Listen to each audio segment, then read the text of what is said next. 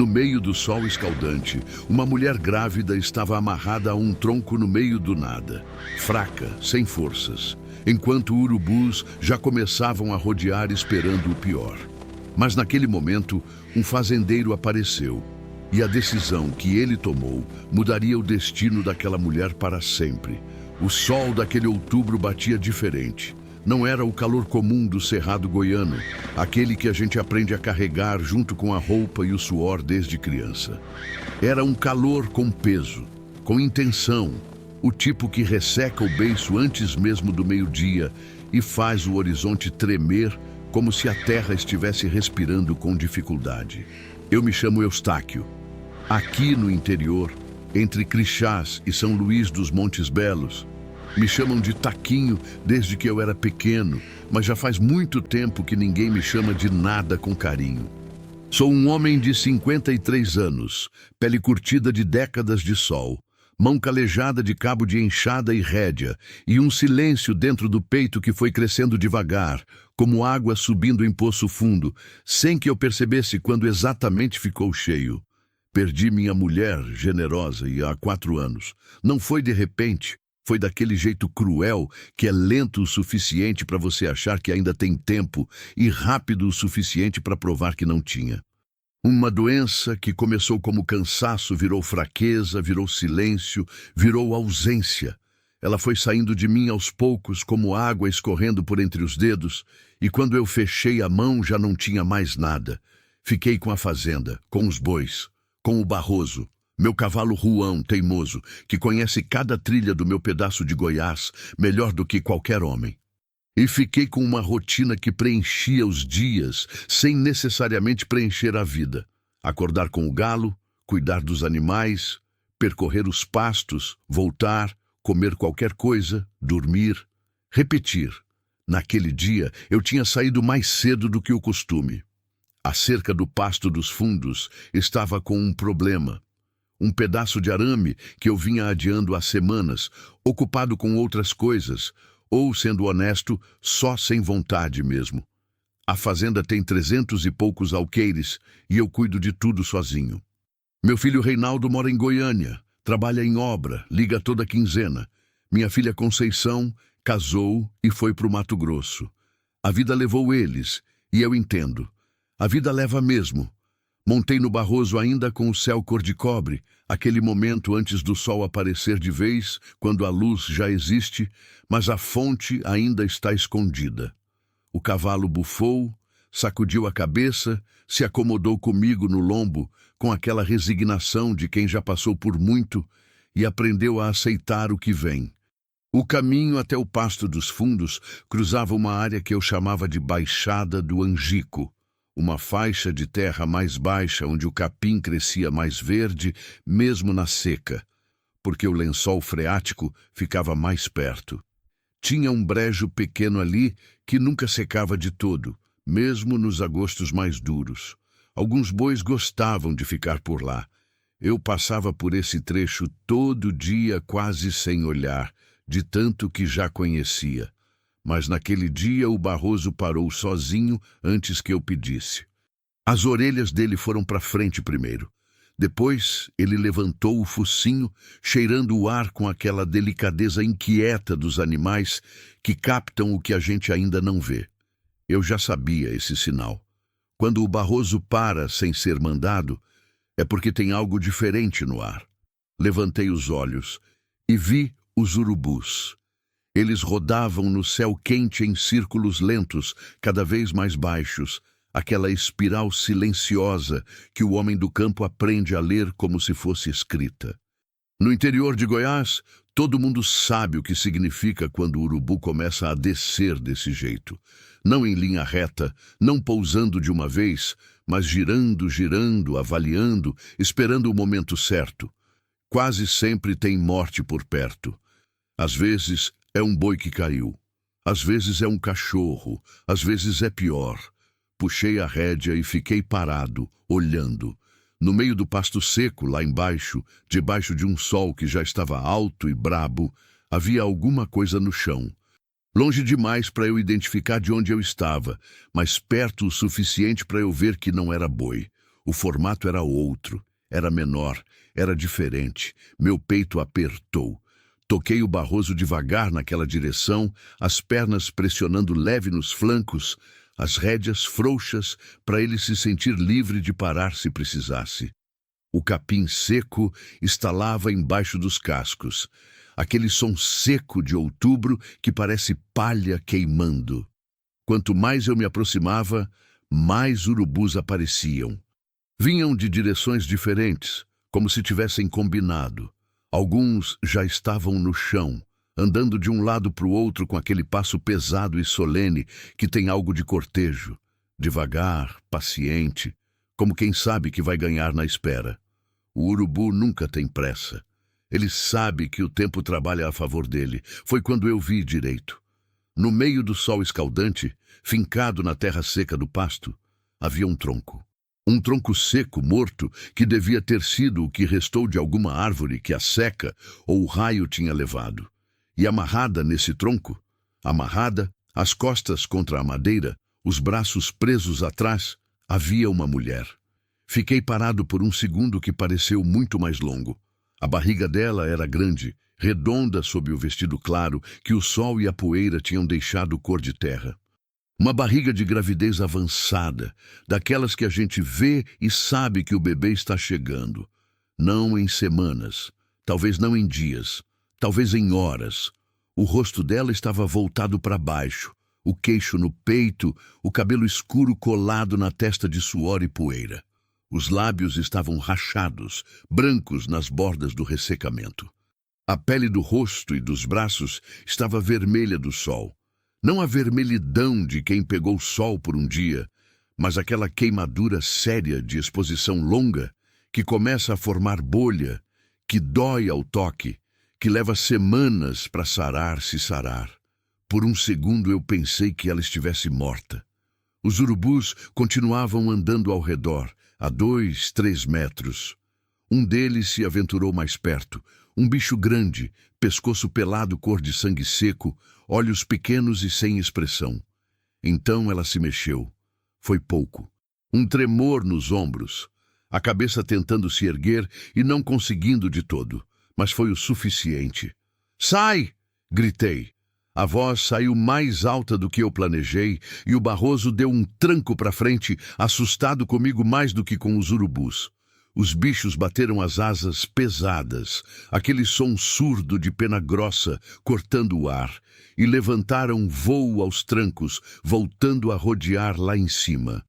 Um deles passou baixo, a uns 3 metros do meu chapéu, e eu senti o vento das asas na cara.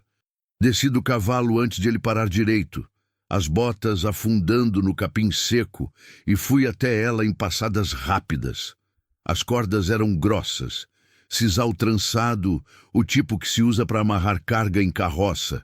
Resistente, duro, difícil de afrouxar com as mãos. Estavam passadas em voltas múltiplas ao redor do tronco e dos braços dela, apertadas com um nó que eu reconheci. Não era nó de quem amarrou com pressa.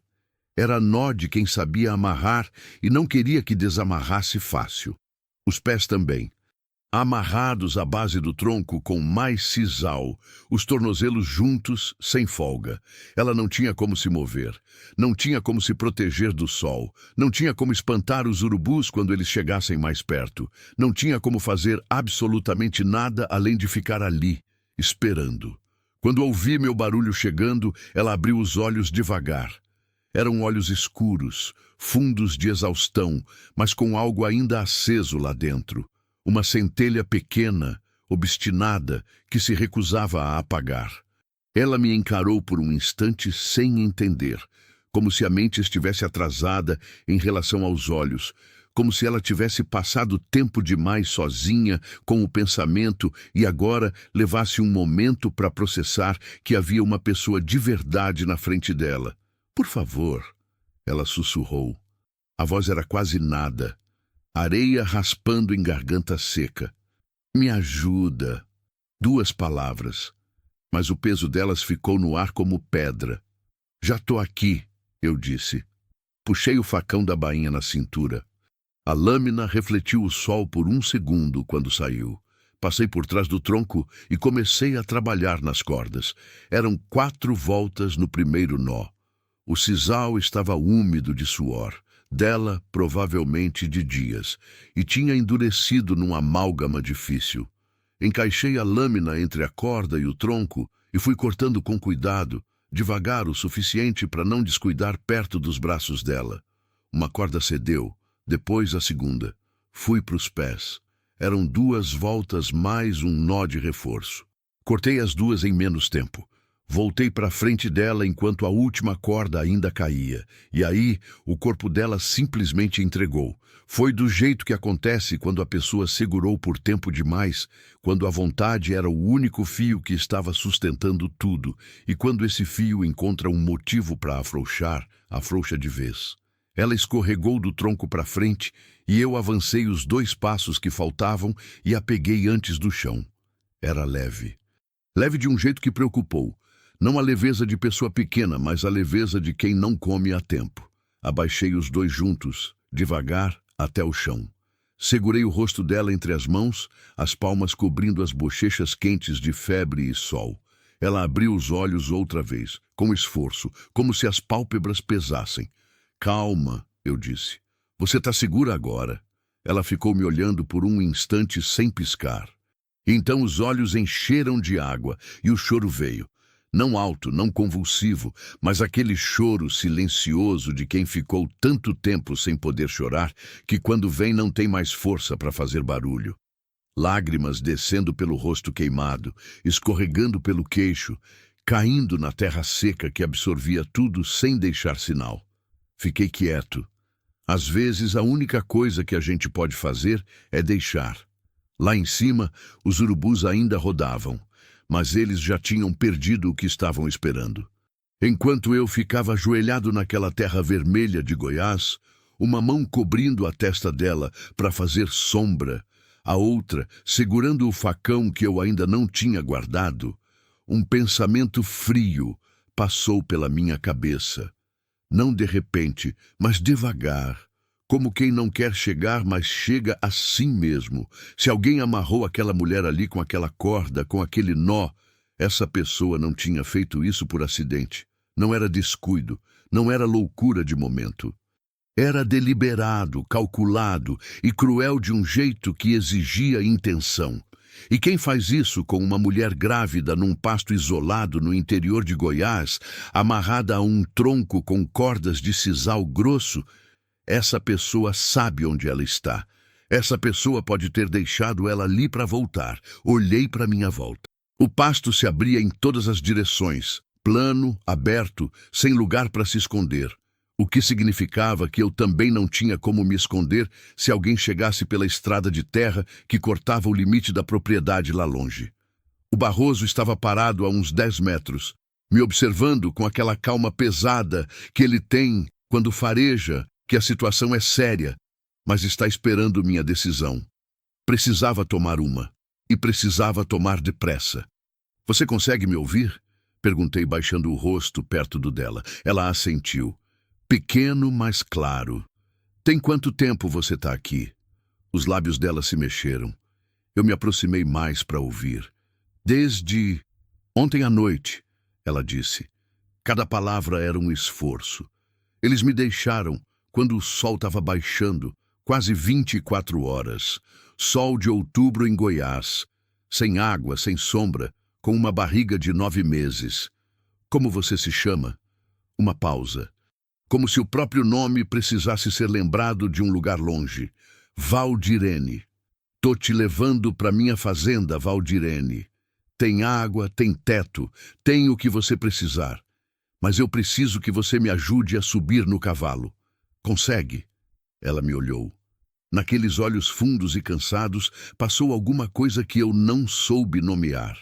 Não era só medo, não era só alívio. Era a expressão de quem esteve tão perto de não existir mais que qualquer coisa que venha depois parece irreal. Consigo, ela disse. Enquanto eu a ajudava a se levantar devagar, com um braço embaixo do dela e o outro segurando a barriga grande por baixo para dar apoio, uma coisa ficou clara para mim. Quem quer que tivesse feito aquilo com ela ainda andava por ali. E a estrada de terra que cortava o horizonte lá longe estava vazia agora, mas podia não ficar por muito tempo. O caminho de volta para a fazenda levou o dobro do tempo normal. Não tinha como ser diferente. Valdirene estava sentada na frente de mim na cela, o corpo apoiado contra o meu peito, os braços dela cruzados embaixo da barriga, como se estivesse abraçando o filho antes mesmo de ele nascer. Eu segurava as rédeas dos dois lados dela, os braços quase fechados ao redor sem encostar, tentando ao mesmo tempo guiar o Barroso e garantir que ela não escorregasse e se desmaiasse de novo. O Barroso entendeu a situação sem que eu precisasse explicar. Foi no passo mais firme e mais quieto que já vi ele andar, sem aquele balançar exagerado que ele costuma ter quando está animado, sem parar para cheirar coisa no chão, sem desviar do caminho. Só foi, como se soubesse que não era hora de ser cavalo, era hora de ser transporte seguro. Ela não falou nada nos primeiros 10 minutos. Eu também não. Tem silêncios que a gente força porque não sabe o que dizer. E tem silêncios que a gente respeita porque entende que a pessoa do lado ainda está tentando acreditar que está viva. Aquele era o segundo tipo. Eu podia sentir a respiração dela, curta, irregular, com aquela cadência de quem está controlando a dor sem admitir que está sentindo. A barriga dela endureceu 2 vezes no caminho. Eu senti porque meu braço estava perto. Aquele enrijecimento lento, progressivo, que dura uns 30 segundos e depois passa. Contração. Eu sabia o que era. Tinha acompanhado minha generosa nas 2 gestações anos atrás. E aquele sinal ficou guardado em algum lugar da memória que a gente não escolhe guardar. Não disse nada. Não era hora de assustar. Mas acertei o passo do Barroso para um pouquinho mais ligeiro. A fazenda apareceu no alto de uma coxilha suave, cercada pelo amarelo seco do pasto de outubro.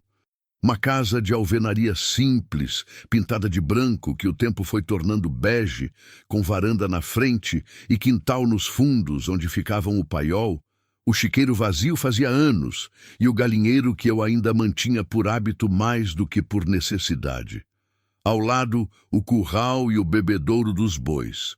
Era uma fazenda de homem sozinho, funcional, sem enfeite, sem nada fora do lugar, mas também sem nada além do necessário. Generosa tinha um jeito de deixar flores em lata na varanda, de pendurar um pano colorido na janela da cozinha, de fazer o lugar parecer que tinha gente dentro mesmo quando estava vazio. Depois que ela foi, eu tirei tudo sem querer. Não de propósito, só fui deixando acabar e não repondo. Hoje, a varanda estava limpa de qualquer coisa que não fosse utilidade. Desci do Barroso primeiro. Prendi as rédeas no mourão do curral e voltei para ajudar Valdirene. Ela desceu devagar, as mãos nos meus ombros, os pés procurando o chão com cuidado. Quando os 2 pés tocaram a terra, ela ficou parada por um instante, olhando para casa como se estivesse avaliando se era real. "Pode entrar", eu disse. Ela entrou. Sentei ela na cadeira mais firme da cozinha, aquela de madeira com encosto reto que era da minha mãe e que eu nunca troquei. Fui buscar água primeiro. Água limpa do filtro de barro, não da torneira, que aqui vem direto do poço e tem um gosto de mineral que estranha quem não está acostumado. Enchi um copo e coloquei na frente dela. Ela olhou para o copo por um segundo antes de pegar. Como se ainda não confiasse, como se o instinto de desconfiar de tudo estivesse tão aceso que precisasse de um momento até para aceitar um copo d'água de mão estranha. Então pegou e bebeu. Bebeu o copo inteiro sem parar. Depois ficou com o copo nas mãos, olhando para o fundo vazio, e eu já estava enchendo outro antes que ela pedisse. O segundo, ela bebeu mais devagar. No terceiro, parou na metade e colocou na mesa. "Obrigada", ela disse. Era a primeira palavra que não era resposta à pergunta minha. Saiu com uma voz diferente das que ela tinha usado no pasto. Ainda rouca, ainda cansada, mas com um timbre próprio que eu ainda não tinha ouvido. uma voz que tinha personalidade. Tem biscoito de polvilho, eu disse. E posso esquentar um caldo que sobrou do almoço de ontem.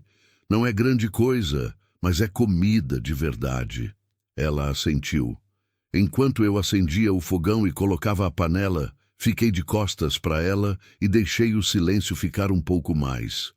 Às vezes, a pessoa precisa de um tempo para sentir que o perigo passou antes de conseguir falar sobre ele. Eu já tinha entendido isso. Não de livro, mas de vida. O caldo começou a ferver.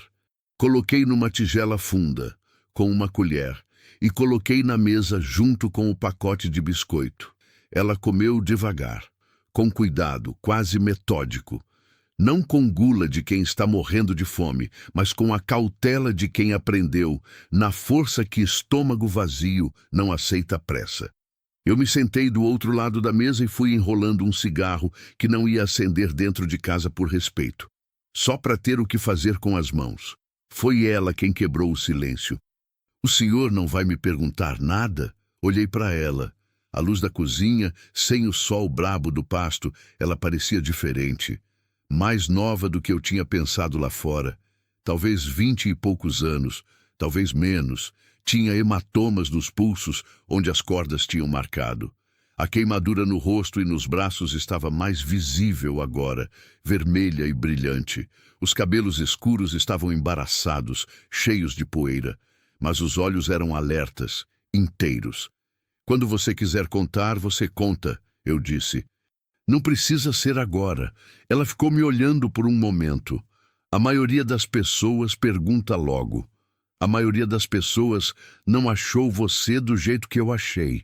Imagino que você já passou por muita coisa que não precisava ter passado. Não vou adicionar mais uma. Ela baixou os olhos para o caldo, mexeu com a colher. Me chamo Valdirene Soares, ela disse. Sou de Iporá. Tô no 8º mês. Eustáquio. Pode me chamar de Taquinho, todo mundo chama. A fazenda é minha há 30 anos. Ela assentiu, como se estivesse catalogando a informação. Os homens que fizeram isso, ela começou, e então parou. Respirou fundo. Recomeçou. São 3. O principal se chama Nerinho. Delfino Ferreira dos Santos, que o pessoal chama de Nerinho. Tem 2 que andam com ele. Um irmão mais novo e um sobrinho. O nome caiu na mesa entre a gente como pedra em água parada.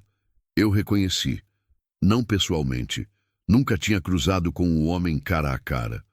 Mas o nome Nerinho Ferreira tinha chegado aos meus ouvidos mais de uma vez nos últimos anos, trazido pelo vento das conversas de armazém, de feira, de beira de estrada.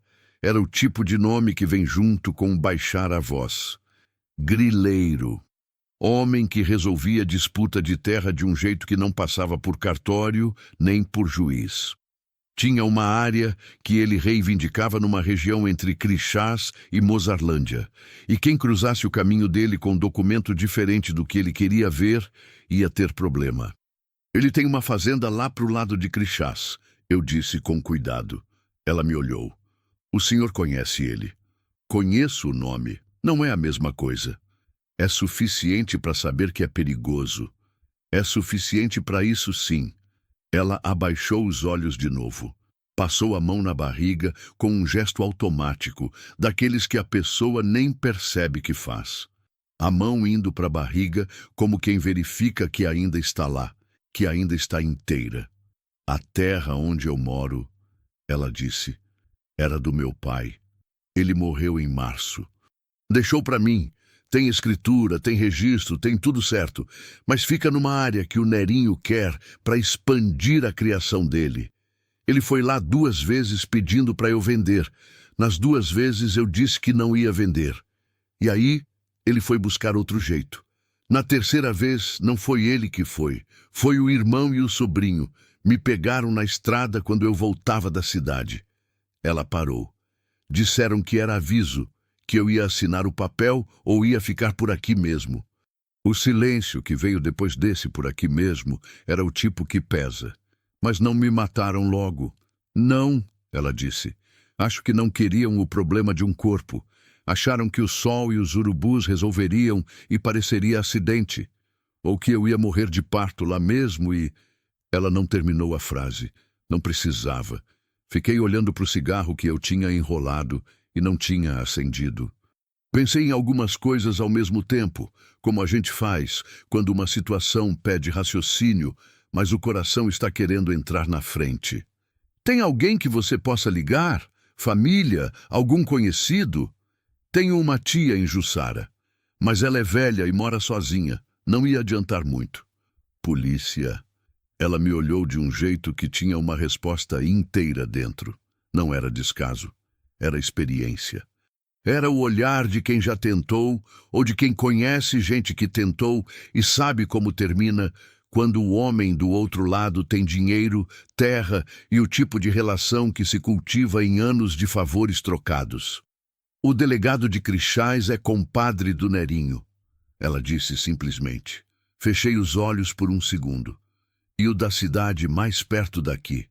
Não sei. Mas mesmo que não seja, o Nerinho vai saber onde eu estou antes que qualquer coisa aconteça. Ele tem gente em todo lugar. Foi assim que ele soube que eu tinha ido ao cartório de Goiás tirar cópia da escritura. Alguém me viu e contou. Abri os olhos.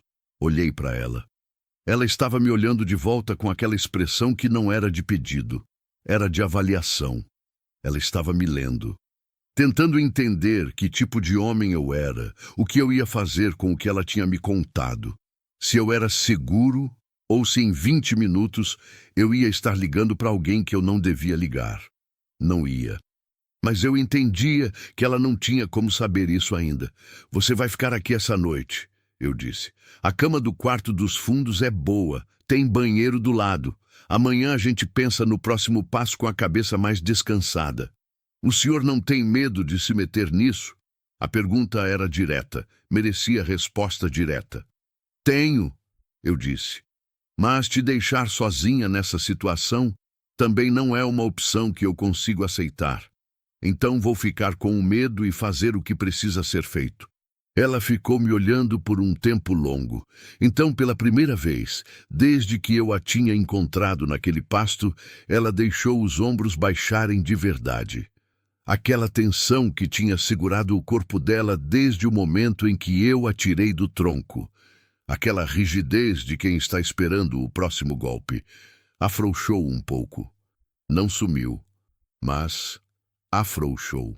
Você quer tomar um banho antes de dormir? Perguntei. Posso aquecer água no fogão. Ela assentiu. Os olhos estavam pesados. E o bebê, ela disse, quase para si mesma, a mão voltando para a barriga. Ele está bem. Ele continuou se mexendo o tempo todo lá fora. Eu ficava sentindo e pensando. Enquanto ele se mexer, eu também vou continuar. Aquilo ficou comigo.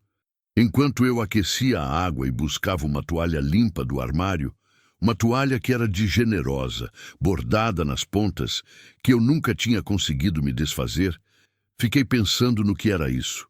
Segurar a vida de dentro, enquanto a de fora estava sendo levada embora. Levei a água para o banheiro, deixei a toalha dobrada na beirada da pia, bati na porta e disse que estava pronto. Voltei para a cozinha e me sentei. Do lado de fora, a noite do cerrado estava chegando. Aquela escuridão densa e estrelada que não tem pressa, que chega toda noite da mesma forma e cobre tudo com o mesmo silêncio. Os grilos começaram. Lá longe, um carro de boi cantou no canavial do vizinho. Ficou tudo quieto por um tempo, e então, de dentro do banheiro, eu ouvi um choro. Não o choro de antes. Não aquele silencioso e exausto do pasto. Era diferente.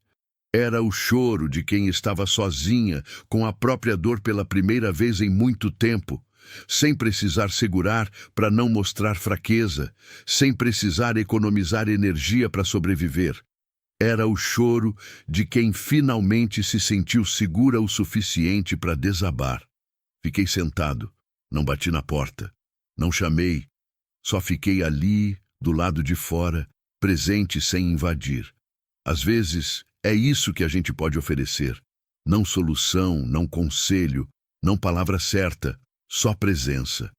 Só o simples fato de que tem alguém do outro lado da porta que não vai embora.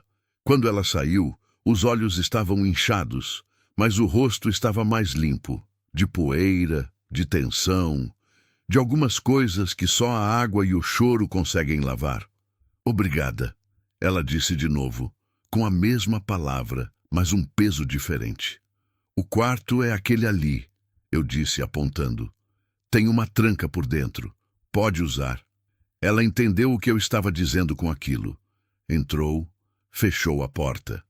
Ouvi a tranca deslizar. Fui até a varanda e finalmente acendi o cigarro. O cerrado estava escuro e cheio de som. Grilos, sapos, o vento baixo passando pelo pasto seco. As estrelas sobre Goiás são de um tipo que a cidade não tem. Densas, baixas, como se o céu estivesse mais perto aqui do que em qualquer outro lugar. Fiquei olhando para elas por um tempo. Pensei no Nerinho, pensei nas cordas grossas, pensei na barriga de 8 meses debaixo daquele sol. Pensei que amanhã eu ia precisar tomar algumas decisões que não iam ser fáceis. Mas pensamentos de amanhã podiam esperar até amanhã. Aquela noite, por enquanto, estava quieta. E quieta era o que precisava ser. Fui dormir por volta das 10, na minha cama do quarto da frente, com a porta do corredor aberta e o facão encostado na cabeceira. Coisa que não fazia desde os tempos em que havia conflito de terra aqui na região, 20 anos atrás. Acordei 3 horas depois. Não foi barulho do lado de fora que me acordou. Foi o som que veio do quarto dos fundos. Um gemido, baixo, contido, o tipo que a pessoa tenta suprimir, mas não consegue completamente. Fiquei parado na cama por um segundo, ouvindo. Veio outro. Me levantei. Fui até a porta do quarto dela e bati com o nó do dedo sem força. Valdirene. Uma pausa. Tá começando, ela disse, do outro lado da porta. A voz estava tensa, controlada, mas havia algo embaixo dela que não estava. Acho que tá começando de verdade. Fechei os olhos por um segundo. 8 meses. Estresse extremo. Desidratação. Horas amarrada no sol. Claro que estava começando. Pode abrir a porta, eu disse. A tranca deslizou. Ela estava sentada na beira da cama, as mãos nos joelhos, respirando com aquela cadência curta e deliberada de quem está tentando controlar algo que não quer ser controlado. O rosto estava pálido sob a queimadura vermelha. Com que frequência? Perguntei. Umas 3 desde que deitei. Essa foi mais forte. 3 contrações, espaçadas o suficiente ainda, mas o parto de primeiro filho às vezes engana. Começa devagar e acelera sem avisar. A cidade mais próxima com o hospital tinha 37 quilômetros de estrada de terra e asfalto. Meu caminhão velho estava no curral. O telefone fixo funcionava quando queria. O celular pegava sinal no alto da coxilha atrás da casa. Às vezes. E em algum lugar nessa região, 3 homens sabiam que haviam deixado uma mulher para morrer e podiam ter voltado para verificar o serviço. Olhei para ela. Ela me olhou de volta. Vamos resolver isso, eu disse. E precisava ser agora. Tem decisões que a gente toma com a cabeça, calcula o risco, pesa as opções, escolhe o caminho mais seguro. Esse tipo de decisão eu tinha tomado a vida inteira. Na fazenda, na criação, nas épocas de seca, quando precisava vender gado antes do tempo, e sabia que ia perder dinheiro, mas ia salvar o que restava. Decisão fria, necessária, sem espaço para sentimento atrapalhar o raciocínio. Mas tem decisões que a gente toma com outra coisa, com algum lugar mais fundo, mais antigo, que não consulta o raciocínio porque sabe que o raciocínio ia dar voltas e talvez chegasse na resposta errada. Aquela noite eu tomei os 2 tipos ao mesmo tempo. A cabeça disse, 37 quilômetros, estrada ruim, noite fechada, homens perigosos que podem estar circulando, caminhão que às vezes pega no primeiro arranque e às vezes não. O outro lugar disse, vai, fui. Você consegue andar até o caminhão? Perguntei. Consigo, ela disse. E antes que eu oferecesse o braço, ela já estava se levantando da cama. Devagar, com cuidado, a mão espalmada nas costas num gesto que eu reconheci de ver generosa fazer, aquele suporte instintivo que a mulher grávida aprende a dar para si mesma porque o corpo pede. Fui na frente acender a lanterna. Não liguei a luz da varanda. Pensei nisso por um segundo e decidi que menos luz era melhor. Se alguém estivesse observando a fazenda de longe, uma lanterna em movimento era menos visível do que a varanda iluminada anunciando movimento. O caminhão era um Ford velho, ano 86, cabine simples que eu usava para levar gado à feira e buscar ração na cidade. Tinha mais de 300 mil quilômetros no relógio, quando o relógio ainda funcionava, que tinha parado nos 280 e poucos, e eu nunca mexi. A lataria estava amassada em 2 lugares. O banco do passageiro tinha um corte no couro que eu tinha coberto com um pano dobrado. E o rádio só pegava uma estação de música sertaneja de Goiânia que entrava e saía conforme o caminho. Mas o motor era bom. Eu cuidava do motor. Abri a porta do passageiro primeiro, coloquei o pano dobrado em cima do banco para ficar mais macio e ajudei Valdirene a subir. Ela subiu com dificuldade. A cabine era alta e a barriga atrapalhava o movimento, mas subiu. Fui para o meu lado, chave na ignição. O motor girou uma vez, parou. Fechei os olhos, girou de novo, tossiu, pegou. O som do motor aquecendo era o melhor som que eu tinha ouvido em muito tempo. Coloquei em marcha a ré, saí do curral devagar, sem acender o farol ainda. Só quando a porteira da fazenda ficou para trás é que acendi, e o facho amarelado dos faróis velhos iluminou a estrada de terra à frente. A poeira que ainda estava úmida da tarde, o capim nas bordas curvado pela noite. "Como você tá?" perguntei. "Vai", ela disse. Estava com a mão na barriga, respirando pelo nariz. Entrei na estrada. Os primeiros 12 quilômetros eram de terra, a estrada que cortava minha propriedade e o pedaço de cerrado que ficava entre a fazenda e a rodovia estadual. Eu conhecia cada buraco, cada curva, cada trecho onde a estrada afunilava entre o cerrado e onde ela abria numa reta comprida que dava para ganhar um pouco de velocidade. Fui rápido onde dava para ser. Fui devagar onde não dava. Valdirene ficou quieta a maior parte do tempo, mas eu a observava pelo canto do olho. Ela estava contando as contrações mentalmente. Eu via nos lábios um movimento quase imperceptível, e na mão que apertava o joelho quando uma vinha e afrouxava quando passava. No 4º quilômetro, ela disse: "Essa foi mais rápida." "Quanto tempo entre elas?" "Acho que uns 12 minutos. Antes era mais. 12 minutos. Ainda havia tempo. Era o que eu sabia de assistir parto de Generosa, que tinha sido demorado nos 2. Mas parto de segundo filho é diferente de primeiro, e parto que vem de estresse e sofrimento físico podia ter ritmo próprio que eu não conhecia direito. Acertei o pé no acelerador. No 8º quilômetro, quando a estrada dobrava numa curva fechada à esquerda, contornando um afloramento de pedra vermelha que eu conhecia desde criança, os faróis pegaram alguma coisa. Um reflexo. 2. 2 olhos de gato, mas altos demais para o chão. Altura de retrovisor. Levantei o pé do acelerador antes de entender completamente o que estava vendo. O reflexo sumiu quando a curva foi ficando para trás.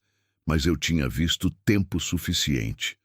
Um veículo, parado no acostamento, sem luz nenhuma, naquele trecho escuro entre as 2 propriedades. "O que foi?" Valdirene perguntou. Ela tinha sentido a mudança de velocidade. Não respondi de imediato. Fui terminando a curva, acertando o volante, os olhos no espelho retrovisor. Nada. Escuridão. Tinha um carro parado lá atrás. Eu disse, com cuidado. Ela ficou quieta por um segundo. "De que cor?" "Não vi direito. Escuro. Sem luz." Ela não disse nada, mas a mão no joelho apertou de um jeito que não era de contração.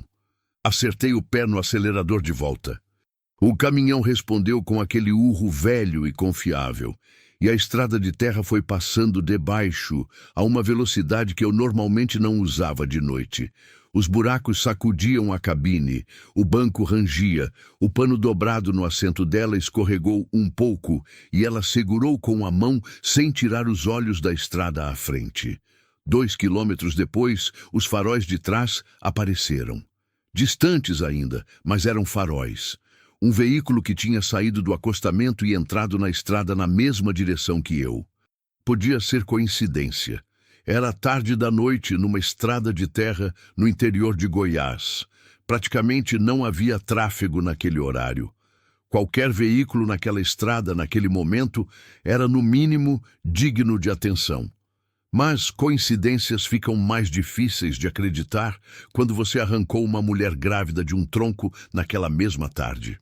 Segura bem, eu disse. E pisei fundo. O caminhão velho não era rápido. Nunca foi. Mas conhecia a estrada tanto quanto eu. As curvas, os buracos que você desvia sem pensar, os trechos de reta onde a terra estava mais firme e o que estava mole e podia trair. Eu fui na memória mais do que nos faróis. Valdirene não reclamou da velocidade.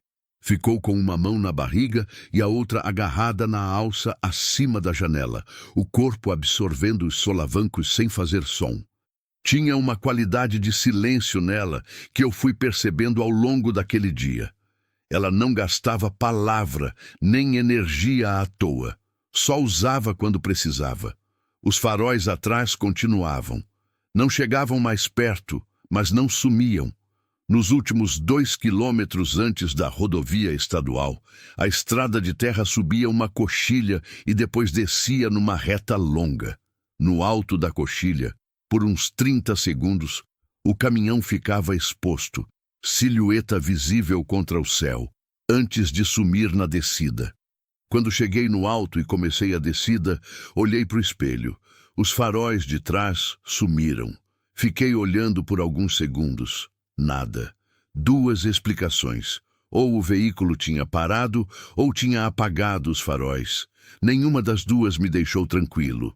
Mas a rodovia estava à frente, e a rodovia era asfalto, e asfalto eram outros carros, outras pessoas, menos sombra. Entrei na rodovia e virei para a esquerda, na direção da cidade. O asfalto embaixo do pneu fez aquele som diferente, de terra batida para a pista, e eu senti alguma coisa a aliviar no peito. Só um pouco. O suficiente para respirar direito.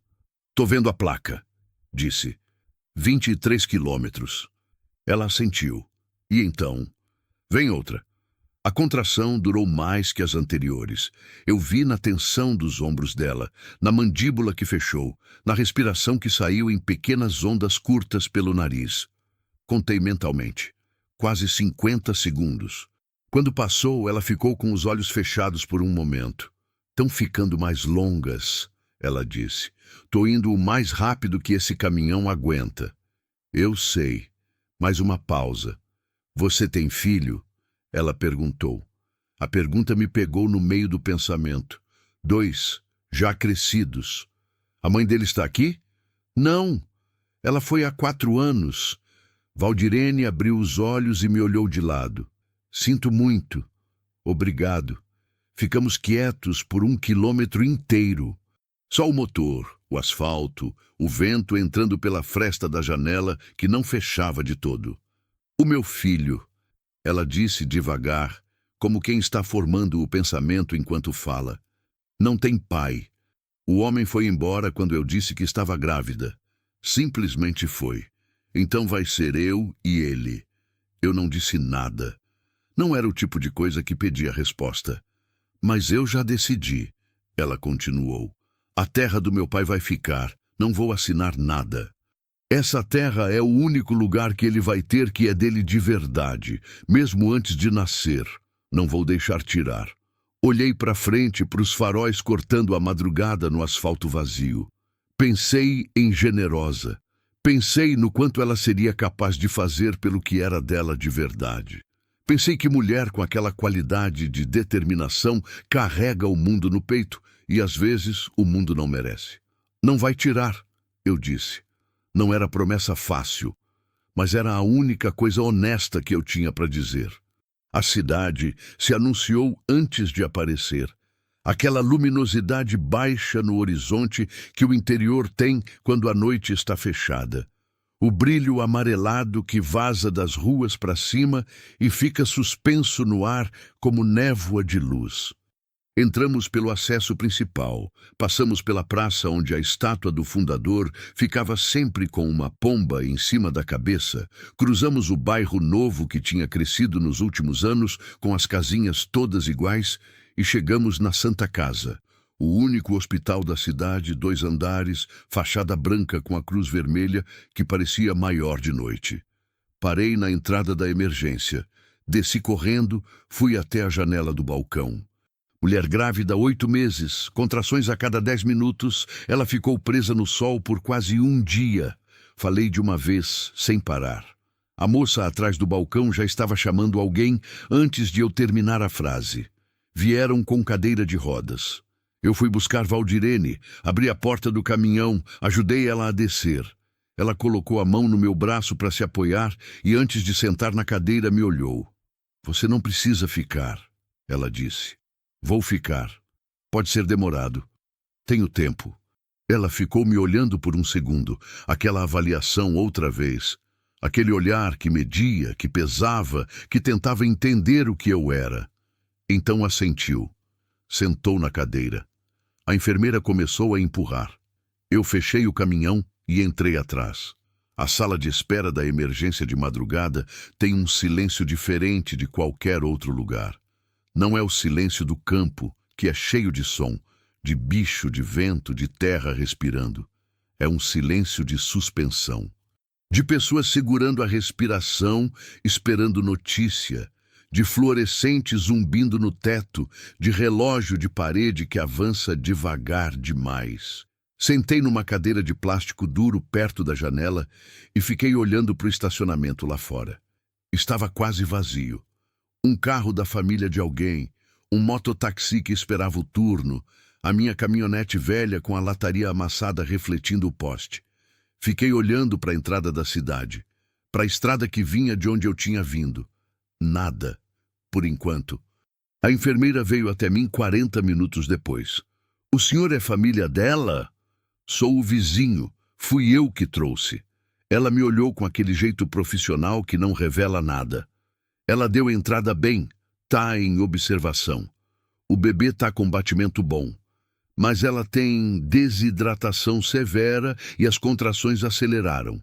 Pode ser trabalho de parto mesmo ou pode ser falso trabalho por causa do estresse físico. O médico vai avaliar. Ela vai ficar bem? Tudo indica que sim, mas vamos acompanhar. Ela pode ver alguém? Ainda não, logo mais. A enfermeira voltou para dentro. Fui até a máquina de café no canto da sala, coloquei uma moeda, esperei o copinho de isopor encher com aquele líquido que cheirava mais a café do que era. Tomei em pé, olhando para o nada. Pensei no carro parado no acostamento sem luz, pensei nos faróis que tinham sumido no alto da coxilha, pensei no nome Nerinho Ferreira e no que significava esse nome andar junto com a palavra compadre do delegado. Tinha uma coisa que eu sabia fazer e que eu ia precisar usar. Não era facão, não era briga. Era conversa com a pessoa certa. Lembrei de um nome que não pensava fazia tempo. Atílio Drummond, promotor público que tinha trabalhado na comarca durante uns 3 anos, mais de uma década atrás, num período em que conflito de terra tinha sido assunto sério aqui na região. Era um homem pequeno, de fala pausada, que usava camisa de botão mesmo no calor e que tinha a qualidade rara de ouvir antes de falar. Não era do tipo que se impressionava com nome ou com dinheiro. Eu tinha ajudado o pai dele uma vez. Uma história de boi que tinha entrado na minha propriedade e eu tinha devolvido sem cobrar, coisa pequena, mas que o velho Drummond nunca esqueceu e o filho tinha ouvido. Nos anos que ele ficou aqui, a gente cruzou algumas vezes em feira, em missa, na beira de estrada. Não era amizade próxima, mas era o tipo de conhecimento que vale. Ele tinha sido promovido, transferido para Goiânia. Eu tinha o número em algum lugar. num caderno velho que ficava na gaveta da cozinha, com os números escritos à mão que eu ia juntando ao longo dos anos. A maioria de gente que já tinha morrido ou mudado. Mas o número podia ainda servir. Precisava chegar em casa para pegar. Mas não podia deixar Valdirene sem que alguém soubesse onde ela estava. Voltei até o balcão. Preciso resolver uma coisa e volto. Se ela acordar e perguntar por mim, fala que o Taquinho foi e volta. Que ela não sai daqui antes de eu voltar. A moça do balcão me olhou como se fosse dizer que não tinha obrigação de passar recado, mas anotou num papel. Taquinho. Ela repetiu. Isso. Saí. O caminhão pegou no primeiro arranque dessa vez, como se soubesse que não era hora de criar problema. Voltei pela rodovia no escuro da madrugada, os faróis velhos abrindo um túnel amarelado no asfalto vazio. O cerrado dos dois lados estava quieto, fechado, impenetrável, além do alcance da luz. Entrei na estrada de terra, passei pela curva da Pedra Vermelha. Nenhum carro no acostamento. Ninguém seguindo. Cheguei na fazenda, deixei o motor ligado, entrei rápido, fui direto na gaveta da cozinha. O caderno estava lá. Folhas amareladas, capa de couro desbotado, letra miúda de quem aprendeu a escrever, economizando espaço. Fui folheando, os dedos passando pelos nomes. Atílio Drummond, promotor. E um número com DDD de Goiânia. Peguei o celular. Saí pela porta dos fundos, fui andando até a coxilha atrás da casa onde o sinal aparecia. 2 barras. Tinha que ser suficiente. Eram quase 3 da manhã. Disquei assim mesmo. Chamou 4 vezes. 5. Alô? Uma voz rouca de quem estava dormindo. Doutor Atílio. Me desculpe o horário. Aqui é o Eustáquio, o Taquinho da fazenda, perto de Crixás. O senhor me conhece de anos atrás. Uma pausa. Taquinho. A voz mudou. Não ficou animada. Ficou alerta. Quem recebe ligação às 3 da manhã de alguém que não liga faz anos sabe que não é para dar boa notícia. O que aconteceu? Contei. Contei tudo, do começo. Os urubus, o pasto, as cordas, Valdirene, a barriga de 8 meses, o nome Nerinho Ferreira, o carro no acostamento sem luz. Contei sem enfeitar e sem economizar. Levei uns 5 minutos. Do outro lado, silêncio de quem está ouvindo de verdade. Quando terminei, ele ficou quieto por um momento. Nerinho Ferreira. Ele disse devagar. Esse nome não é novo para mim. Eu imaginei que não fosse. Você fez bem em me ligar. Muito bem. Outra pausa. Essa mulher precisa de proteção formal antes que ele descubra onde ela está. E vai descobrir. É questão de tempo. Eu sei. Me dá o nome do hospital e eu aciono o pessoal certo ainda essa noite. Tenho um contato na delegacia de Goiás, não em Crixás, em Goiás, que trabalha conflito de terra faz anos e não tem relação com Ferreira. Homem de confiança. Dei o nome do hospital, dei o nome dela, dei meu próprio nome e número. Taquinho, ele disse antes de desligar. Você colocou o pescoço numa fria. Já percebi. Mas fez certo. Tem gente que olha para o lado e vai embora. Você não foi. Desliguei. Fiquei parado no alto da coxilha por um momento, o celular na mão, o cerrado escuro ao redor, as estrelas lá em cima, sem se importar com nada do que acontecia embaixo delas. O vento passou baixo, dobrou o capim seco, foi embora sem deixar sinal. Voltei para o caminhão. Tinha que chegar no hospital antes do sol nascer. O sol nasce devagar no cerrado. Não é como na cidade, onde a luz aparece de repente entre os prédios e o dia já está pronto antes que você perceba. No cerrado, o dia chega por partes. Primeiro um cinza no leste que vai virando roxo, depois laranja, depois aquele dourado que parece incêndio no horizonte antes de ser luz.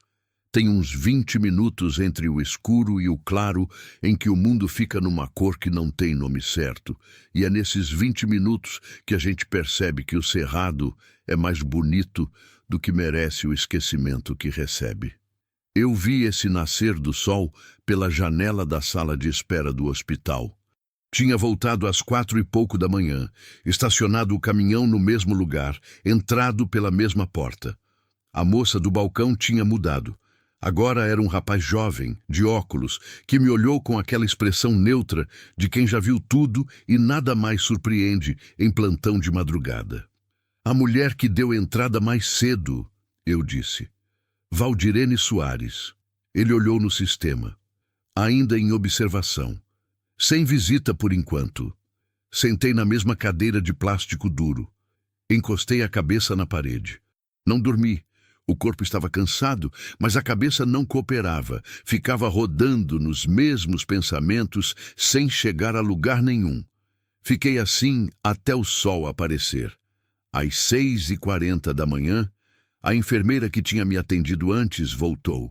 Não era a mesma do plantão da noite. Era outra, mais velha, de cabelos grisalhos presos, que andava com aquela eficiência de quem já não precisa pensar nos movimentos, só faz. O senhor é o Taquinho? Me levantei. Sou. Ela pediu por você. O corredor do hospital tinha aquele cheiro de hospital que não tem em lugar nenhum mais. Água sanitária misturada com alguma coisa adocicada que eu nunca soube identificar. As paredes eram verde claras, o chão era de borracha cinza que abafava o barulho dos passos. Passamos por 2 quartos fechados, uma rouparia, uma salinha com equipamento empilhado e chegamos numa enfermaria pequena com 3 leitos. 2 vazios, um com a cortina parcialmente fechada. A enfermeira abriu a cortina. Valdirene estava deitada com a cabeceira levantada, o cabelo solto e ainda úmido de algum momento em que alguém tinha conseguido lavar um soro no braço esquerdo. Ela estava pálida. Aquela palidez que vem depois de um esforço grande, quando o corpo cobrou o preço e a pessoa está pagando. Mas os olhos estavam abertos e alertas, e a barriga ainda estava lá, grande e redonda sob o lençol fino. Trabalho de parto falso, ela disse, antes que eu perguntasse. Por enquanto. As contrações desaceleraram depois que me hidrataram. O médico disse que pode ser dias ainda, pode ser horas, depende. Mas você tá bem. Tô melhor. Ela olhou para o soro no braço. Eles disseram que eu estava muito desidratada. Que se tivesse ficado mais tempo lá fora... Não terminou a frase. Não precisava. O bebê? Perguntei. Forte. E pela primeira vez desde que eu a conhecia, ela deixou aparecer alguma coisa que era quase um sorriso. Não completo. Só o começo de um, nos cantos da boca. Ele ficou se mexendo a noite toda. Acho que é teimoso. Puxa, mãe. Ela me olhou. O quase sorriso ficou por mais um segundo antes de ir embora. Você ligou para alguém, ela disse. Não era pergunta. Liguei. Para quem? Contei sobre Atílio Drummond. Contei o que ele tinha dito. A delegacia de Goiás, o contato de confiança, a proteção formal. Ela me ouviu sem interromper, os olhos fixos em mim, aquela qualidade de atenção que ela tinha que fazer a pessoa sentir que cada palavra estava sendo pesada antes de ser arquivada. Quando terminei, ficou quieta por um momento.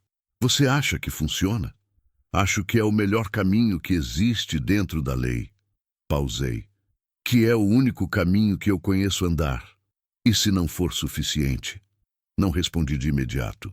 Porque a resposta honesta era que eu não sabia, e mentira de conforto era o tipo de coisa que ela não ia aceitar e que eu não me sentia bem em oferecer. A gente descobre e enfrenta o que vier, eu disse. Um passo de cada vez. Ela assentiu. Devagar, como quem aceita não porque está satisfeita, mas porque entende que é o que tem. O médico veio às 7h30. Era um homem de uns 40 anos, barba por fazer, olheiras de plantão, que explicou a situação com a objetividade de quem já explicou a mesma coisa muitas vezes, mas ainda tem o cuidado de olhar nos olhos enquanto fala.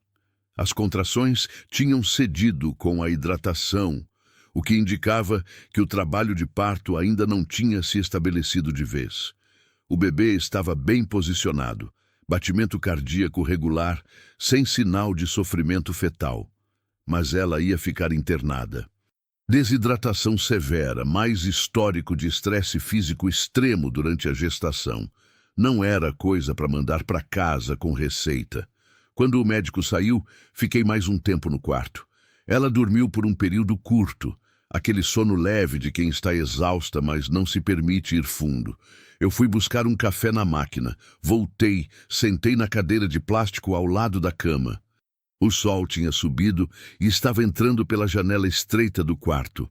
Um retângulo de luz no chão que foi se movendo devagar enquanto as horas passavam. Pensei no Barroso, que estava no curral há muitas horas, sem que ninguém verificasse. Pensei nos bois no pasto dos fundos.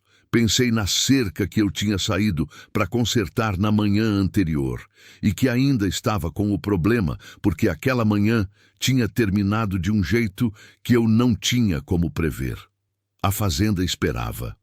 A fazenda sempre esperava. Mas eu não estava conseguindo sair. Às 9 da manhã, a porta do quarto abriu. Não era a enfermeira. Era um homem de uns 50 anos, terno azul escuro que parecia fora de lugar no calor de outubro de Goiás. Cabelo grisalho cortado curto, uma pasta de couro na mão. Entrou com passos medidos, olhou para mim primeiro, depois para Valdirene, que tinha acordado com o barulho da porta. Valdirene Soares? Ele disse. Sim, me chamo Elvésio Marques. Sou investigador da Delegacia Especializada em Conflitos Fundiários, lotado em Goiás. Recebi um contato essa madrugada do promotor Atílio Drummond sobre a sua situação. Valdirene me olhou de relance. Eu fiz um sinal pequeno com a cabeça. Pode confiar. Ela voltou para o investigador.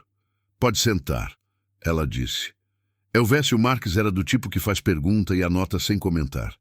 Tinha um caderno de espiral que ficou aberto na perna enquanto ele ouvia e uma caneta que se movia sozinha sem que ele precisasse olhar para ela. De vez em quando fazia uma pergunta curta, uma data, um nome, uma confirmação, mas deixava ela falar no ritmo dela. Ela contou tudo, mais detalhado do que tinha me contado. Nomes dos homens que a pegaram na estrada, o dia, a hora, como tinham chegado, o que tinham dito, onde tinham a levado, quanto tempo ficou no tronco. Contou sobre a escritura do pai, sobre as 2 visitas anteriores do Nerinho, sobre o cartório de Goiás. O investigador escreveu tudo. Quando ela terminou, ele fechou o caderno. Nerinho Ferreira tem ficha. Ele disse, com a objetividade de quem está informando um fato, não fazendo julgamento. Nada que virou condenação, mas ocorrências registradas em 2 municípios. Intimidação, ameaça, um caso de dano à propriedade que foi retirado antes do julgamento. Parou. O senhor é o Eustáquio. Ele me olhou. Sou. Foi o senhor que a encontrou. Foi. Posso precisar do seu depoimento formal. O senhor pode ficar disponível nos próximos dias? Posso. Ele se levantou, entregou um cartão para Valdirene e um para mim. Não sai do hospital sem me avisar. Vou acionar uma proteção aqui ainda hoje. É informal, mas é o que consigo no curto prazo. Quando ela receber alta, a gente discute os próximos passos. O Nerinho vai saber que ela está aqui? Perguntei. Ele me olhou por um segundo. Provavelmente já sabe ou vai saber em breve. Interior é interior. Pegou a pasta. Por isso a proteção aqui é prioridade agora. Saiu. O quarto ficou mais quieto depois que ele foi. Aquele silêncio que vem depois de uma conversa pesada, quando as palavras já foram ditas e o que resta é o peso delas. Valdirene estava olhando para o teto. Vai funcionar? Ela perguntou. Para mim ou para o teto, não tinha certeza. O Atílio Drummond não me indicaria um homem que não presta, eu disse. E esse homem não tem cara de quem trabalha pela metade. Ter cara não é garantia. Não é, mas é um começo. Ela ficou quieta. Depois, sem tirar os olhos do teto. Você sabe o que eu fiquei pensando lá fora, amarrada naquele tronco? Esperei. Fiquei pensando que eu não podia morrer antes de ver o rosto dele. Só isso. Não fiquei com raiva. Não fiquei com medo de uma forma que paralisa. Só fiquei com essa coisa fixada. Você não morre antes de ver o rosto dele. Parou. Acho que foi isso que me manteve acordada. Não respondi. Aquilo não precisava de resposta. Ficamos em silêncio por um tempo e o sol continuou andando pelo chão do quarto.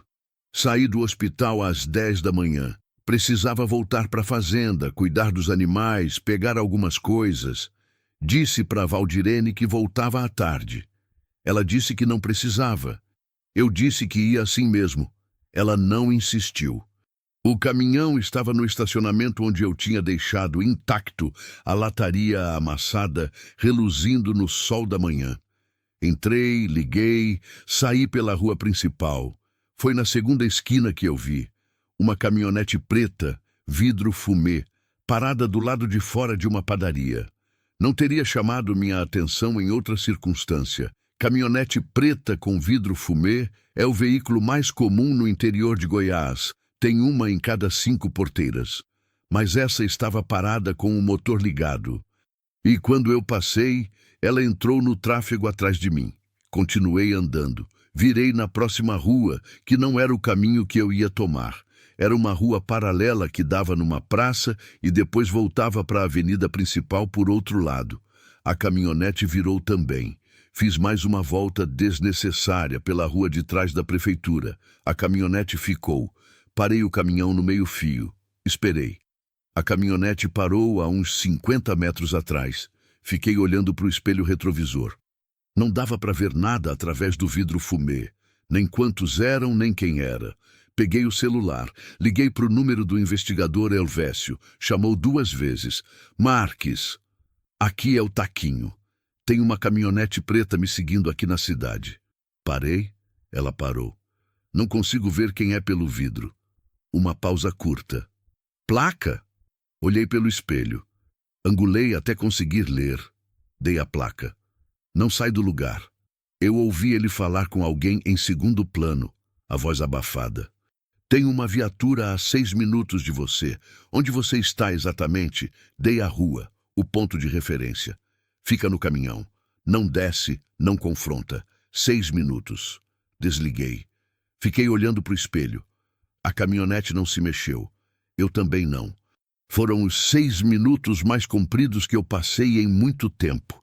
Mais compridos do que a espera no hospital. Mais compridos do que a noite cuidando da Dona Teresa no sítio anos atrás. Mais compridos do que aquela tarde de março em que fui buscar água e voltei e Generosa já não estava mais. O tempo quando a gente está esperando alguma coisa ruim que pode ou não chegar tem uma textura diferente. Ele não passa, ele fica parado, espesso, e cada segundo dentro dele tem peso de minuto. No 5º minuto, a caminhonete preta deu ré, virou e sumiu pela esquina. No 6º minuto, a viatura chegou. O policial era jovem, 20 e poucos anos, fardado, que desceu com a mão na cintura por precaução antes de ver que não havia nada para ser precavido. Expliquei a situação. Ele ouviu, anotou, foi pela esquina onde a caminhonete tinha sumido. Voltou uns 5 minutos depois. Nada. Já saiu da cidade pelo jeito. Liguei para o investigador de novo. Ele disse que ia verificar a placa e que eu devia ir embora pela rodovia e não parar para nada até chegar na fazenda. Fiz exatamente isso. O caminho de volta foi diferente do da ida. Na ida, eu estava com a urgência do parto e o medo do que estava atrás. Na volta, estava com outra coisa. Uma tensão mais fria, mais difusa, que não tinha um ponto único de pressão, mas estava em todo lugar ao mesmo tempo. Como quando a gente sente que o tempo está fechando antes de ver a nuvem. Cheguei na fazenda ao meio-dia. O Barroso estava no curral, olhando para mim com aquela cara de poucos amigos de quem foi esquecido. Fui direto até ele, dei água, dei ração, passei a mão no pescoço dele e fiquei um momento parado do lado. Ele ficou quieto. Deixou. Às vezes, animal sabe quando a pessoa está precisando de um segundo. Cuidei dos bois, verifiquei o bebedouro, passei 1 hora fazendo o básico que a fazenda precisava. O sol estava no alto, pesado, aquele outubro que não negocia. Suei o dia inteiro de uma vez. Voltei para dentro para tomar água e foi quando o telefone fixo da cozinha tocou. Atendi. Taquinho. Era Elvésio Marques. A voz tinha uma qualidade diferente da manhã. Não urgente exatamente, mas mais firme. Com mais peso. A placa que você me deu, ele disse. O veículo está registrado em nome de um posto de combustível de Crixás que pertence a um cunhado de Delfino Ferreira dos Santos, Nerinho. Então era ele ou alguém de lá. Alguém de lá, sim. Isso confirma que eles sabem que ela está na cidade e estavam monitorando quem vai e vem do hospital. Fechei os olhos por um segundo. E agora? Agora eu precisava te avisar de uma coisa. Uma pausa que não era hesitação. Era preparação. Delfino Ferreira registrou um boletim de ocorrência hoje de manhã, em Crixás. Disse que a fazenda dele foi invadida ontem à tarde por um homem desconhecido que agrediu 2 de seus funcionários e roubou uma mulher que estava recebendo atendimento médico na propriedade. O silêncio que se seguiu tinha um formato. Ele me acusou, eu disse. Formalmente, sim. É o movimento dele para criar versão antes que a dela chegue primeiro. Fiquei parado no meio da cozinha, o telefone no ouvido, olhando para o nada. Então era isso. Não era só intimidar ela. Era inverter a história. Fazer de mim o criminoso e dela a mentirosa. Gente com dinheiro e compadre na delegacia faz isso com a desenvoltura de quem pede café. O que acontece agora? Perguntei. Agora a corrida é quem chega primeiro com a versão mais sólida no lugar certo. Você fez certo em me ligar. Seu depoimento formal e o dela, registrado na delegacia de Goiás, antes que eles consigam interferir, é o que segura isso. Pausa. Mas precisa ser hoje, Taquinho. Hoje de tarde. Posso estar aí em 2 horas. Às 2 da tarde. Delegacia de Goiás, Rua Coronel Argemiro, 220. Pergunta pelo delegado Saraiva. Ele está avisado. Desliguei. Fiquei parado um momento. Depois fui até o quarto, troquei a camisa que estava encharcada de suor, bebi um copo d'água comprido, peguei o chapéu. Antes de sair, parei na porta da cozinha e olhei o ambiente. A mesa de madeira escura, o filtro de barro no canto, a cadeira da minha mãe onde Valdirene tinha sentado algumas horas atrás, tomando aquele copo d'água com o cuidado de quem não sabia se podia confiar. Pensei em Generosa. No quanto ela teria ficado brava comigo se eu tivesse passado por aquele pasto e olhado para o outro lado. Saí pela porta, atravessei o terreiro no sol do meio-dia, entrei no caminhão. Motor, marcha, estrada. Mas antes de chegar na rodovia, meu celular tocou.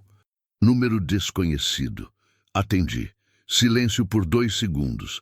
Depois uma voz que eu não conhecia. Grossa, calma demais, com aquela calma de quem não precisa gritar para ser ameaça. O senhor achou o que não era seu, Taquinho. Devolve o que não é seu e some da história. Fazenda no interior é fácil de pegar fogo. Homem sozinho é fácil de sumir. A ligação caiu. Fiquei parado na beira da estrada de terra por um momento. O cerrado estava quieto ao redor. O calor batia no para-brisa. Lá longe, um gavião rodava no céu.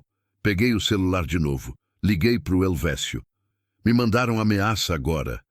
Número desconhecido, voz masculina. Vou guardar o número no histórico. Não apaga. Isso é evidência. A voz dele ficou mais firme. Você vem para cá agora? Tô indo. Eu aciono reforço para o hospital enquanto você vem. E Taquinho, guarda esse caminho que estiver andando. Não para, não desvia, não atende número desconhecido mais. Desliguei. Olhei pela janela para o cerrado aberto dos 2 lados. Tinha uma coisa que aquele homem da voz calma não sabia. E era a mesma coisa que eu mesmo tinha esquecido nos últimos 4 anos de silêncio e rotina e dias que pareciam iguais. Que homem que já perdeu o que mais amava no mundo, que já ficou de joelhos no chão de terra, pedindo mais tempo que não veio, que já aprendeu a acordar todo dia dentro de uma ausência grande como casa. Esse homem não tem mais medo do tipo que paralisa. Tem o tipo que move. Entrei na rodovia e fui. A delegacia de Goiás ficava numa rua de paralelepípedo que o tempo tinha deixado torto, com um ficus antigo na calçada que levantava a raiz embaixo do meio-fio há décadas sem que ninguém resolvesse o problema. A fachada era de alvenaria pintada de amarelo claro, uma placa azul desbotada, duas viaturas estacionadas na frente com aquela diagonal descuidada de quem parou rápido e não voltou. Cheguei às 2:10. Havia um calor quieto na rua, o tipo de calor de outubro que não tem vento nenhum para disfarçar, só sol descendo direto no topo da cabeça. Desci do caminhão, travei, fui até a porta. O delegado Saraiva era um homem gordo, de uns 55 anos, camisa de manga curta com as iniciais bordadas no bolso, que me esperava já na recepção como se tivesse vindo me encontrar. Aperto de mão firme, olho no olho. Taquinho, o Elvésio me avisou. Pode vir. A sala era pequena. Mesa, 3 cadeiras, um ventilador de parede que girava devagar, sem fazer muita diferença na temperatura. Havia um gravador digital na mesa, pequeno, preto, que o delegado ligou depois de pedir licença. Pode falar tudo o que você me contou que o Elvésio passou. Do começo com calma. Falei, levei 40 minutos. Contei os urubus, o tronco, as cordas, a barriga de 8 meses, o nome dela, o caminho até a fazenda, o que ela me contou sobre Nerinho Ferreira e a terra do pai, a noite de parto falso, a caminhonete preta, a ligação com a ameaça. O delegado não interrompeu uma vez. Quando terminei, ele ficou olhando para o gravador por 1 segundo, como se estivesse organizando alguma coisa dentro da cabeça antes de colocar para fora. O Ferreira registrou ocorrência em Crixás essa manhã. Eu sei. O Elvésio me contou. O que ele não contou, Saraiva cruzou os braços, é que não é a primeira vez que o nome Nerinho Ferreira aparece num processo que começa em Crixás e tenta chegar aqui para ser abafado. Tenho 2 casos de intimidação fundiária da região dele que estão parados por falta de testemunho suficiente. Parou. O seu muda isso. Fiquei quieto. E o depoimento dela? Ele continuou. Junto com a documentação da terra do pai, que o cartório de Goiás tem cópia registrada, mais o histórico que o Elvésio está levantando hoje de tarde, monta um conjunto que não é fácil de ignorar nem de reverter. Mas é suficiente? Ele me olhou por um momento. Direito é demorado, Taquinho. Não vou mentir para você. Mas o movimento que a gente faz hoje cria um registro formal que vai na direção certa e que tira o Ferreira da posição confortável de quem age sem deixar rastro. A partir de hoje, ele deixa rastro. Assinei o depoimento às 3:20 da tarde. O delegado me acompanhou até a porta. Uma coisa, ele disse antes que eu descesse a escada. Essa ameaça que você recebeu no celular, isso é crime. Não é aviso, é crime. Registra aqui antes de ir embora. Registrei. Saí 40 minutos depois. O sol já descendo do alto do céu, mas ainda pesado. O paralelepípedo da rua brilhando de calor. Fui direto para o hospital. O corredor, o cheiro, o fluorescente, tudo igual. Mas desta vez andei mais rápido, sem a incerteza da madrugada. Conhecia o caminho. Na porta da enfermaria, a enfermeira grisalha me parou com uma expressão que não era preocupação. Era outra coisa. Ela está bem, disse antes que eu abrisse a boca. Mas o senhor vai precisar esperar aqui. O que houve? O trabalho de parto começou de verdade. Faz 1 hora, fiquei parado no corredor. O bebê está bem? Tudo indo conforme, mas vai demorar ainda. Voltei para a sala de espera. Sentei na mesma cadeira de plástico duro. O sol entrava pela janela de um ângulo diferente agora. Não mais da manhã, mas da tarde, aquela luz de fim de dia que é mais laranja do que amarela e que faz tudo parecer mais velho e mais bonito ao mesmo tempo. Havia outras pessoas na sala agora. Um casal de meia-idade, ela com o terço nas mãos, um menino de uns 12 anos sozinho, olhando para o chão com aquela expressão perdida de quem está esperando notícia que não sabe se quer receber. Uma mulher jovem amamentando um bebê no canto, o bebê agarrado, com aquela determinação compacta dos recém-nascidos. Fiquei olhando para esse bebê por um tempo. Pensei em como é que alguém nasce sem saber de nada, sem saber do peso do mundo, das cordas de sisal, dos homens de voz calma que ameaçam pelo telefone, das estradas de terra à noite, dos urubus que rodam no céu quente. Nasce sem saber, e mesmo assim agarra com tudo que tem. Talvez seja por isso que a gente começa assim, para aprender a agarrar antes de aprender a ter medo. Às 5h40 da tarde, a enfermeira grisalha apareceu na porta da sala. Me olhou. Eu me levantei. Ela não disse nada. Só fez um gesto pequeno com a cabeça, daquele jeito que significa pode vir e que é diferente dependendo do que espera do outro lado. Esse gesto era do tipo bom. Segui pelo corredor. A cortina do leito de Valdirene estava quase fechada. A enfermeira abriu um espaço e eu entrei. Ela estava deitada com a cabeceira levantada, os cabelos presos de qualquer jeito, a camisola do hospital amassada, o rosto com aquela exaustão específica de quem acabou de atravessar algo grande, não de doença, mas de esforço, de trabalho, de chegada. Os olhos estavam inchados, mas os lábios tinham aquela linha de quem não precisa mais segurar nada. No colo dela, embrulhado num pano branco, havia um bebê, pequeno, vermelho ainda, da forma que recém-nascido é. Com os punhos fechados dos dois lados da cabeça, os olhos entrecerrados contra a luz, uma expressão de profunda objeção a ter sido tirado de onde estava. Ela estava olhando para ele, só olhando, com o tipo de concentração que não sobra para mais nada no mundo. Me aproximei devagar, sem fazer barulho, e parei a uns 2 metros. Ela levantou os olhos, me viu, e disse, com aquela voz nova que vem depois do parto, rouca, funda, diferente de todas as vozes anteriores dela. Quer ver? Cheguei perto. O bebê tinha o rosto amassado e indignado de todos os bebês, a testa franzida, os dedos minúsculos saindo do embrulho branco como se quisessem agarrar alguma coisa que ainda não existia.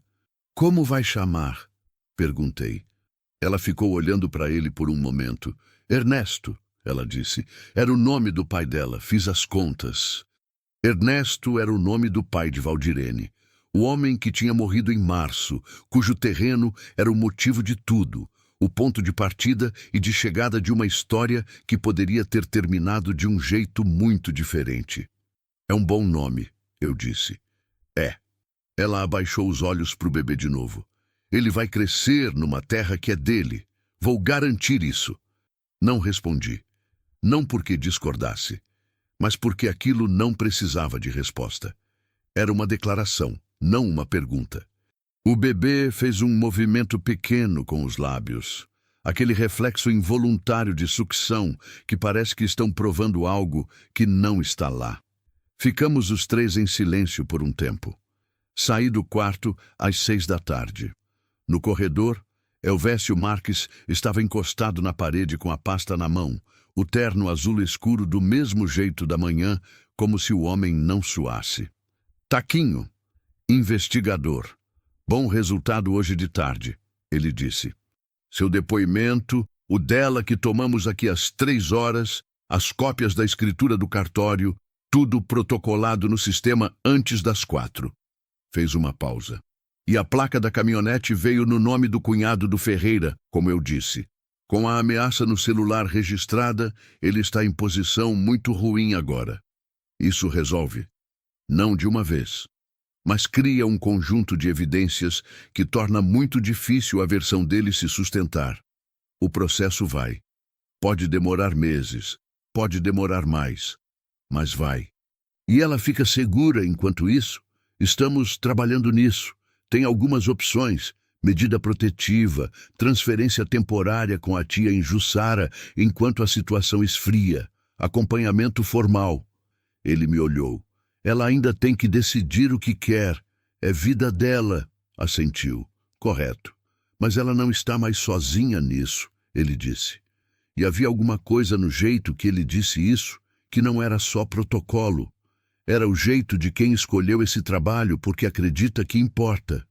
Dei a mão para ele. Ele apertou. Saí do hospital às 6h20 da tarde. O estacionamento estava diferente da madrugada. Cheio agora, carros de todos os tipos. As sombras longas do fim de tarde cruzando o asfalto. O calor tinha baixado 2 graus. Não mais do que isso, mas esses 2 graus fazem diferença depois de um dia inteiro de outubro goiano. Fui até o caminhão. Entrei, sentei, coloquei a mão na chave e fiquei parado por um momento. Não de exaustão, embora eu estivesse exausto.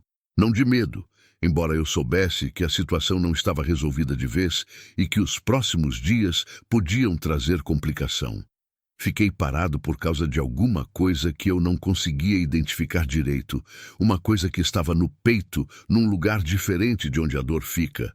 Não era alegria, não era alívio exatamente. Era mais parecido com o que sente quando a gente esteve muito tempo num quarto escuro e alguém abre a janela. Não a claridade em si, mas o movimento de ar que vem junto. O simples fato de que tem algo diferente circulando. Pensei em generosa, não com a dor de sempre, aquela dor seca, permanente, que vira parte da respiração depois de um tempo. Pensei com uma coisa mais tranquila, mais quieta. Pensei que ela teria ficado ali no hospital do começo ao fim, teria segurado a mão de Valdirene, teria dado um nome para o bebê antes que a mãe decidisse e depois teria dado razão para a mãe de qualquer jeito. Ela era assim. Chegava junto antes de ser convidada e ficava o tempo que fosse necessário. Eu tinha passado 4 anos aprendendo a viver sem isso. Talvez tivesse aprendido coisas erradas junto com as certas. A estrada de volta foi quieta. A rodovia no fim de tarde tinha um tráfego diferente. Caminhão de carga, uns carros de família voltando de compra na cidade, uma moto ou outra. Entrei na estrada de terra já com o céu virando aquela cor de brasa que vem antes do escuro. O cerrado dos 2 lados, tingido de laranja e sombra. Cheguei na fazenda quando as primeiras estrelas já apareciam. O Barroso estava no curral, olhando para mim com aquela expressão que cavalos têm quando estão avaliando se vão ser difíceis ou não. Decidi não dar razão para ele ser difícil. Fui direto, dei comida, dei água. Fiquei um tempo passando a mão no pescoço dele sem falar nada. Ele ficou quieto. Entrei em casa. A cozinha estava exatamente como eu tinha deixado.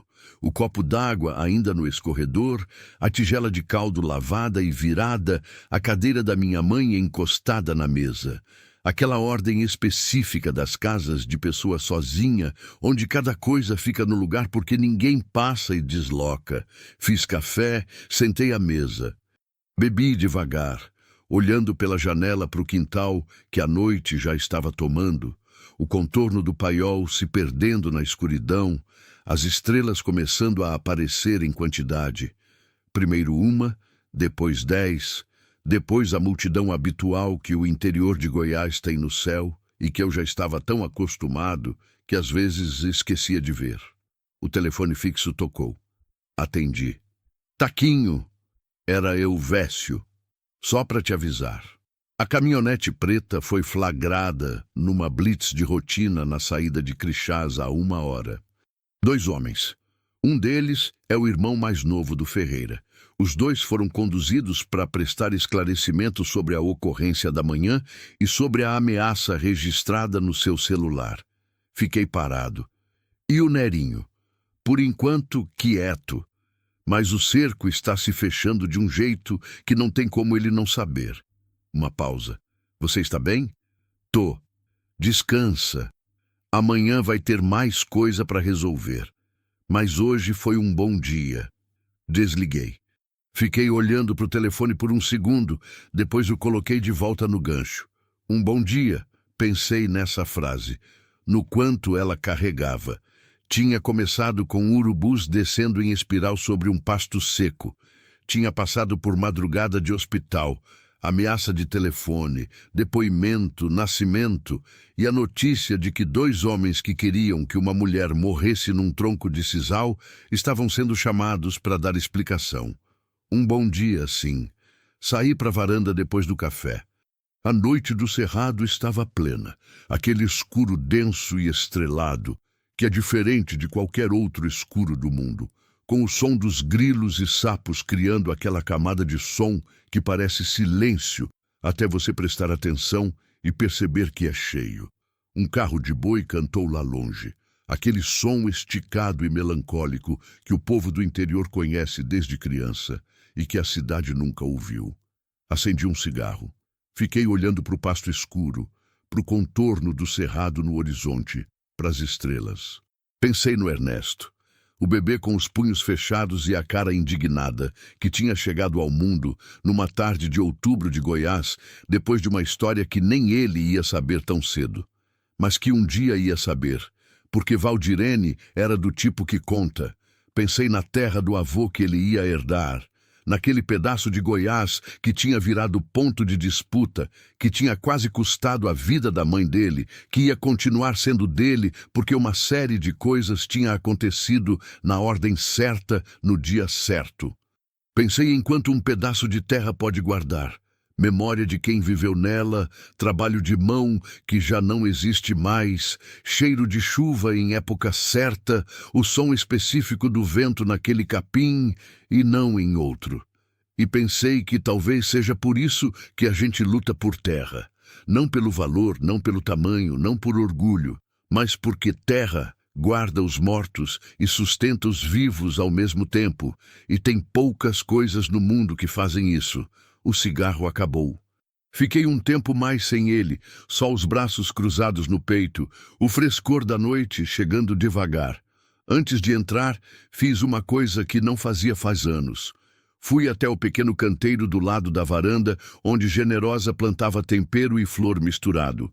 Manjericão com cravo de defunto, hortelã com zinnia, aquela mistura desajeitada e exata que era a assinatura dela.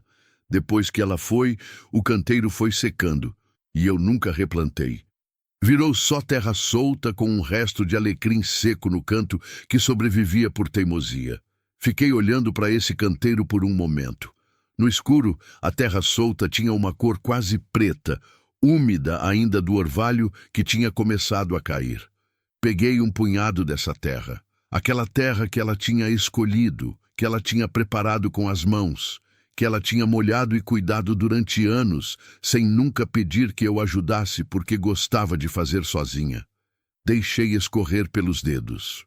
Não era gesto de despedida, não era gesto de esquecimento, era gesto de conversa, do tipo que não precisa de palavra. Entrei em casa, deitei às 9 da noite. Antes de apagar a luz, peguei o celular e olhei o histórico de chamadas.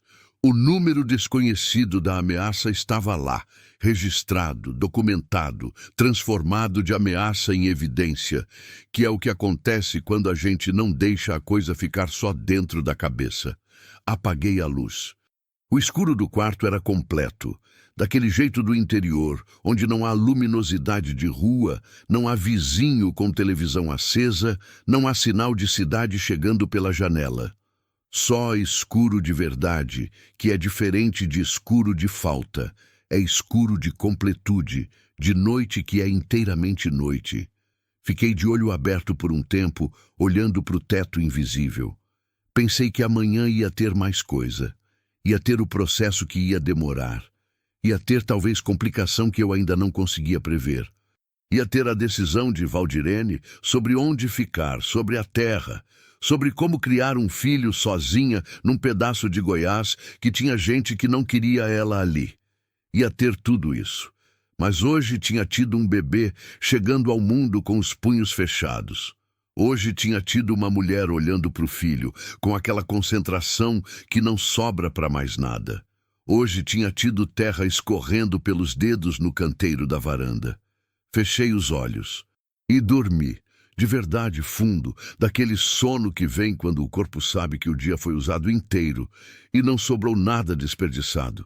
Na manhã seguinte, acordei antes do galo como sempre. Mas fiz uma coisa diferente antes de sair para o curral. Fui até o paiol, peguei a enxada, voltei até o canteiro da varanda. Trabalhei a terra por uns 20 minutos. Aquela preparação simples de quem vai plantar, quebrando o caroço, afofando, tirando o resto seco do alecrim teimoso que finalmente cedia depois de anos. Não tinha semente para plantar hoje, mas a terra estava pronta. Às vezes é isso que o dia pede. Não a semente, não a flor, não o resultado. Só a preparação. Só deixar o lugar pronto para quando a coisa certa chegar.